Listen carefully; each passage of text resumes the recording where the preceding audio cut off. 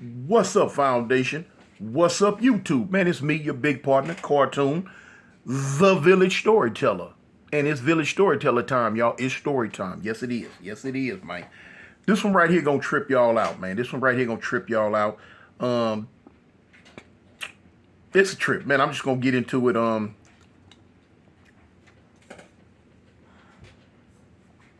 It come from I'm piecing it together. I ain't gonna lie, I'm piecing it together from something that I had seen years and years ago.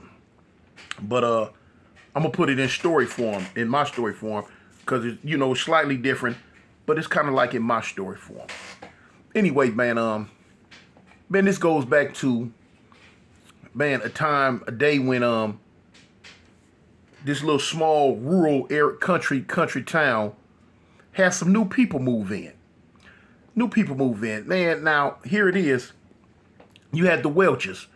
The Welches were a well-to-do couple. They didn't have any kids. They didn't have none of that. Both of them were corporate lawyers, doing real good. And they had bought this little country home out in the country, man. You know what I'm saying? Like a little getaway, Whenever they didn't want to put up with the hectic corporate life in New York, they would take a vacation and they would go to different places. So now, when the property came up for sale, the husband bought it. The husband bought it. So when he told his wife, man, I purchased some good real estate. You know what I'm saying? It's a little country town house. You know what I'm saying? Out in the country. Whenever we get a chance, our next vacation, we gonna go out there and move in it. You know what I mean? And stay in it. And stay property. So the wife was like, cool, no problem. She wasn't tripping.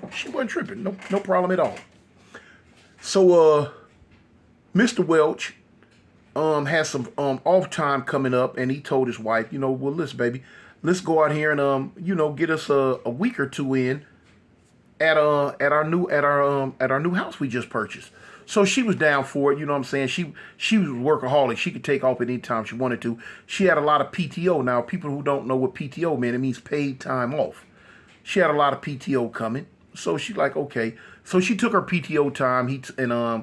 Him and her, they jumped in their nice little sporty car, and they rode out to the country. Now, the country was a little country rural town, man. Didn't have a whole lot of people, close knit. Everybody was cool with each other. Everybody was good. So when they got to the house, they moving in, you know what I'm saying? House was already furnished, but they had to bring a few more knickknacks, just to move in and get comfortable. So they had been in there for like a whole day, coming back and forth to the car. They had the neighbors next door on both sides, up and down the street. It's a full street. So anyway, they got a knock at the door on the second day there. Boom, boom, boom, boom, boom. Knock at the door come. So when Mrs. Welch opened the door, it's a family there. The father, the mother, and the two kids. So she's like, "How can I help you?" And so they told her, it's like, "Yeah, we're your neighbors. We live across the street." So they gave them their name. You know what I'm saying? They gave them all their names. Their last names were Sanders, and they had like a little peach cobbler. Like, you see you new, going to bring your housewarming gift because we see you moving in. So, Mrs. Welch, she was like, cool, come on in. So, they in there doing short talk. She introduced, her husband came down. They all introduced each other. They talking, they doing their thing. So the kids sitting there, well-mannered, polite. And so they like, you don't have any kids of your own? She like, no, we don't have any kids. We plan on having some, but, because of our work schedule, it's kind of hectic right now. We don't have really time for kids right now. So they're like, okay. So the Sanders start telling them how the neighborhood was, people up and down the street, So how some gossipy women are, they tell them about, don't mess with those over here, and boom, boom, boom, boom, boom. But in all actuality, they gave them a good report on the little neighborhood. Like I say, it was, close-knit community, a lot of kids running around. So they liked them. They said, well, look, we're going to invite you over for dinner. So the Sanders told him, okay, whenever y'all get settled in, we'd be glad to. So anyway, boom, about 3-4 days go by. And Miss Welch, she seen Miss Sanders in the front yard watering the grass. So she waved at her and told her, come here, come here, come here, come here, come here. So she like, okay, what's going on? She come across the street. She said, look, do you eat beef? You know, pot roast? She's like, yeah, sure. We like all types of meat. So Miss Welch was like, oh, really? So Miss Sanders leaned in close. She said, we really, really like meat. We really love meat. So Miss Welch kind of looked at her a little bit like, oh, okay. Well, you know, I'm having pot roast tonight. If you and your husband and the kids want to come over, we'd love to have you for dinner. So she was like, okay, cool. They came over that night, and they ate, and you know, they set up and they talked, and the Sanders eventually went home. And before they left, though, the Mr. and Mrs. Sanders told them, look, we want to return the favor. We would really like to have you and your wife over for dinner. We would love to have y'all for dinner. So the Welch's like, yeah, okay, yeah, that's cool, that's cool. You know what I'm saying? Y'all came over with us. We come over and we'll come over for y'all. So Mr. Sanders, he had Mrs. Welch's hand, and he holding he like thank you. That would make our day. That would make our day so much to have you and your wife for dinner. So they like, okay. So anyway, about 2 days go by, and the day came, you know, that they had set up to have dinner. So Mrs. Sanders seen Mrs. Welch earlier that day, and they were leaving, and she ran over there across the street and was like, how you doing? How you doing? So she's like, I'm doing. She's like, I can't wait till tonight. I can't wait till tonight. And so she was like, okay, what are you gonna cook? And she said, oh, it's a surprise. It's a big surprise. Like, okay, I know as you say you like meat. And Mrs. Sanders looked at her. She said, oh yeah, we really like meat. We really, really, really like meat. So she said, okay, well, we'll be there. And so Mrs. Sanders told her, yeah, we can't wait to have you and your husband for dinner. We've been anticipating it, to have you and your husband for dinner. So she's like, okay, cool. So later on that night came, and it was about 6 o'clock. They went over there. They bringing some dessert. She had baked a cake for them. So like, okay. So when they came over, they came in, and the kids were upstairs. They came down a couple of times. How y'all doing? How y'all doing? I said, okay. So they sitting at the table pretty. Oh man, all type of stuff on the table. Man, it's all type of stuff on the table to eat. So they like, man, y'all the Welchers told them, man, y'all went all out. Y'all went all out. And so they looking at him like, oh yeah. The best for our friends. The best for our friends. So the kids sitting there looking kind of crazy, and they ain't saying nothing, no. So they pouring drinks. The kids couldn't drink. They had water. But they pouring Mr. Sanders, he's pouring Mr. and Mrs. Welch they drinks. So they sipping, they sipping and drinking. So about 5 or 10 minutes into the you know, the meal, and they kind of, start getting a little dizzy. So Mr. Welch looks at his wife, and he said, baby, are you okay? She was like, oh man, I think I might have had too much to drink. So he like, well, what do you want to go home? You okay? So Mr. and Miss Sanders, they like, are y'all okay? Are y'all okay? So they like, yeah, my head is spinning a little bit. My head is really spinning. So Mr. Welch told his wife, he said, look, baby, if it's too much for you right now, we can go home and do this at a later date. So she was like, I don't know.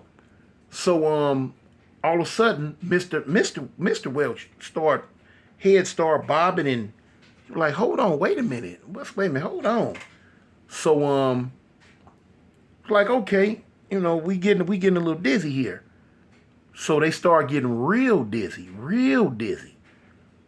And when they looked up at the Sanders ain't saying nothing. They just sitting there staring at them. They kind of like real groggily looked over toward the kids, and the kids sitting there looking at them. So he trying to tell me like, look, something's wrong, man. Something's wrong. And they just looking at him. Next thing you know, he passed out. He don't know how much time it passed. But he's coming through. You know, he's coming back around. He like, man, what was that? So as he shake his head, he go to he realized he's flat on his back. So when he kind of like shake up out of it, he looks to his left, he sees his wife chained down on the floor. And they don't know where they at. They don't, because the floor that they chained down on it got plastic all over it, and they on top of it, and it kind of looked like they was in the basement. So we like, man, hold on. So he started calling his wife. And she finally shook up out of it, and she looked at him, and when she tried to get up, she's chained. Their chain spread eagle to the floor, and they butt booty naked. So they like, man, what's going on? So he starts hollering, hey. So she starts hollering, hey. They didn't know what was going on. What is this? So then they hear a door open at the top of the stairs. Now they can see where the stairs went up. And clunk, clunk, clunk, feet start coming down. It's Mr. Sanders. It's Mrs. Sanders. It's the son and the daughter. So they all come down and they grinning like Chester cats. They just smiling. And they surrounded them.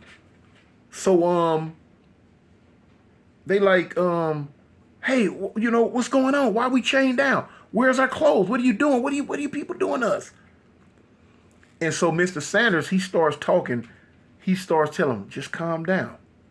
It's going to be okay. Calm down. It's going to be okay. The whole time he's grinning. So he reach out. He touches Mrs. Sanders. He touches Mrs. Welch on her breast and squeezes it. She like, get your hands off me. What are you doing? You creep. And he's smiling. He's like, oh yeah. So firm. So juicy. So now they tripping, they hollering, they screaming, they shaking in the chains, all that. And Mrs. Sanders, she's grinning, but she tell him, there's no need to scream. No one can hear you. The room's soundproof. No one can hear you. So they hollering at her, what's wrong with you crazy people? What are y'all doing? So Mr. Sanders tells this oldest child, the son, he say, go get the utensils. The utensils. So he gets up and he goes to a table. Table had drawers in it. He pulls out the top drawer. He grabs 4 knives and 4 forks. He gives his mother a fork and a knife, his father a fork and a knife, his sister a fork and a knife. Now they squat and sit back down by the bodies. By the Welches. And so they looking at him like, man, what y'all tripping on? So he like, shh. And the father reaches down and he pokes him, stabs him with the knife. With the fork. Mr. Welch holler, what are you doing? His thigh trying to wiggle it. And he reaches down with the knife and he cuts a big chunk of flesh off of Mr. Welch's leg. He hollering, she's hollering. They don't know what's going on. And he eats it. He like chews it real good. He looks over at his wife and his kids. He say, yeah, so tender. So Miss Welch, hollering, what are you doing? Are you people crazy? What are you doing? And Mrs. Sanders, she leans over, she says, I told you, we couldn't wait to have you for dinner. What? She said, I told you. We couldn't wait to have you for dinner. We love meat. And her husband, and her kids commenced to chopping and eating the Welches. The Village Storyteller, y'all. Peace. I'm out.